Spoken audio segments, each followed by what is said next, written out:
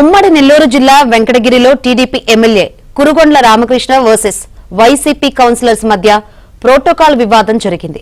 గణతంత్ర దినోత్సవ జెండా ఆవిష్కరణ అనంతరం స్టేజ్ పైకి ఆహ్వానించకపోవడంతో వైసీపీ కౌన్సిలర్స్ అలిగి వెళ్లిపోయారు.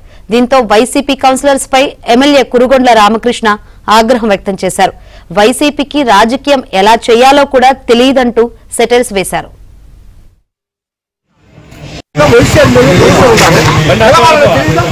మున్సిపల్ సంబంధం కూర్చుంటే మేము అవమానం కూర్చోవాలా?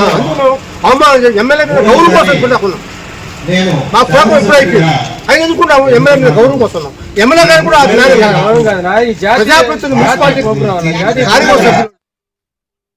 ఒక ప్రజాప్రతినిధిగా నేను కూడా ఒక శాసనసభ్యునిగా వచ్చాను. ఏమైనా ఉంటే సమస్యలు చెప్పాలి, చెప్తే రాసుకుంటాం, నోట్ చేసుకుంటాం, అవన్నీ కూడా రెక్టిఫై చేస్తాం. మేము వచ్చి రాత్రికి వెళ్ళిపోయారంటే అసలు ఏమనుకోని అర్థం కావట్లేదు.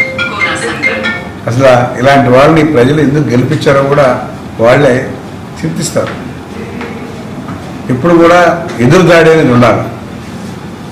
తప్పులు చేస్తుంటే వెళ్ళి చూపించడం, ఏదైనా సమస్య ఉంటే చెప్పడం, ఇది చేయాలని చెప్పడం చేసుకోవాలి. కానీ ఇది మంచి పద్ధతి కాదు. మరి వాళ్ళ రాజకీయ నాయకులు నేర్పిస్తారేమో తెలియడం లేదు.